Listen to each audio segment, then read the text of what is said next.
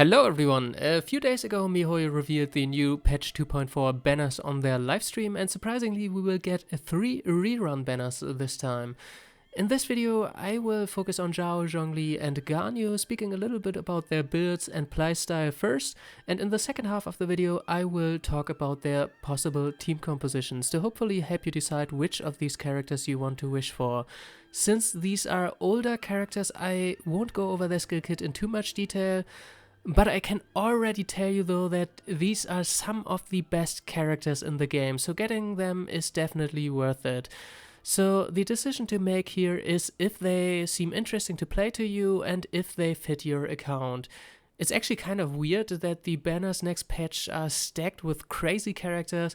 It makes me almost go a little conspiratorial and think that these are some bait banners to dry up saved up Primo gems before they drop some spicy new characters, like for example Yai Miko for patch 2.5. Anyway, that's only speculation, so let's get started. First, let's get the easiest one out of the way. Zhang Li, one of the most versatile support characters in the game. You can pretty much use him anywhere. He has the largest shield that also reduces resistance to every element in the game, and his elemental burst skill hits fairly hard and stuns for 3 seconds. Unfortunately, I don't have him, but his gameplay looks similar to this one. You just press the shield, then drop the meteor, and your characters now are protected by the shield and also lower the resistance to every element. Pretty straightforward, pretty easy. For the build, it's pretty straightforward as well. He is an HP scaling character, so you just build high HP, like 30k for example, like Zhao. A little bit higher energy recharge, probably around 160% minimum, maybe even 180% in some comps to get his elemental burst skill off reliable, and everything else should be invested into damage stats to increase the meteor damage, like 60% crit rate, 20% crit damage is realistic, and obviously geo damage bonus. For his weapon, it's pretty straightforward. If you have something nice like this one, or the Staff of Homa, or any 5-star weapon really, or if you don't have them, anything with energy recharge usually is enough to build him in the beginning. And for the artifact set, it's just the Millilith set, which can be found here. It also grants a little bit of attack to your party, which is nice, and the HP also helps out a lot. Again, very easy to play. Just hold the elemental skill to set up the shield, use your elemental burst skill to drop the meteor, that's it. He's not the character to build for the team comps with the highest damage output. He's just a comfort pick, but by far the best one out there. His shield is super strong and can trivialize most of the content in the game. You can literally unbind your hotkey for dodging, so he's very nice if you just want to turn your brain off and just farm domains, for example. But if you play something new and want to engage with the content in an interesting way, I'd say he's pretty boring to play, very similar to the next character. And this character is Ganyu. She is a cryo main DPS that primarily deals damage with charged attacks, and unfortunately she is an archer, so you will see this a lot. And the first charge attack just hits normally, and the second charge unleashes an AoE attack that deals massive damage. And her elemental burst skill is also really good. It's a large ice storm that rains down icicles that also deal area of effect damage. Unfortunately it's quite small, so you get a lot of benefit if you manage to stack up enemies. So it has a lot of synergy with Venti. Her build is pretty straightforward. It's just a standard DPS build, high attack, high crit rate, high crit damage, in her case cryo damage bonus. You can build some energy recharge, but you don't really need it because the most important thing about her are her charge attacks.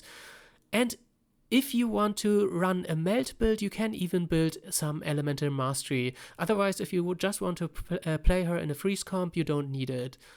For weapon choices, the Amos bow on her is amazing. So if you have this, I would really recommend to wish for this character. If you don't have it, she is still really good. The Battle Pass weapon would be a good option, or the new Inazuma craftable weapon, the Hamayumi I believe, is really good as well. Unfortunately, she uses the 4-piece Wanderer's Troop set, which is a little bit of a pain in the ass to farm, but if you're just planning her to play in a freeze comp, the Blizzard Strayer set is really good as well. She's one of the strongest main DPS in the game, some might even say the strongest. If you consider how easy she is to play, it's definitely a statement that I can agree with, but speaking of playstyle, that's unfortunately one of her biggest drawbacks as well. Since she only uses charged attacks, you kinda need to be into aiming, and even then it's not very exciting, to be completely honest. And on top of that, like I said, farming the Wondrous Troop artifact set is a little random and can take a very long time. And the next character is Zhao, the only Anemo main DPS in the game. Unfortunately, there isn't any character like him and I don't have him, so it's really hard to showcase anything right now, but he is very easy. You just activate his Elemental Burst skill and it infuses all his attacks with Anemo damage and allows him to jump up really high and perform plunging attacks. That's how he deals most of his damage. You just perform plunging attacks until his Elemental Burst skill runs out. His Elemental skill is also quite nice because it's a small dash forward, which can be a very nice gap closer. And his build is also very easy because it's just the standard DPS build. You just build very high attack, crit rate, crit damage, Anemo damage in his case obviously, and you obviously also need some energy recharge because, like I said, if he doesn't have his Elemental Burst skill, he probably deals next to no damage. And it's quite expensive, I believe 70 energy, so you probably want at least like 160% to get it off reliably. The weapon choices are the big problem with this character. If you have a 5-star weapon, it's great, get him, he will not disappoint you. But if you don't have him, you probably need to get the Battle Pass to get a really good option. There aren't any good free-to-play damage spears. The Lithic Spear might be the best option aside from the Battle Pass weapon. But again, if you don't have anything like this, you probably don't need this character, to be quite honest. Artifact choices are pretty easy on the other hand, because you can just pair like Gladiator set, for example, with the 2-piece Viridescent set effect, which is already really good and probably can be like his endgame viable build. Otherwise, something worth mentioning will be probably the Shimenawa set, which also increase plunging damage, but it consumes some energy, so it might mess up his Elemental Burst skill uptime, so you need to feel it out for yourself.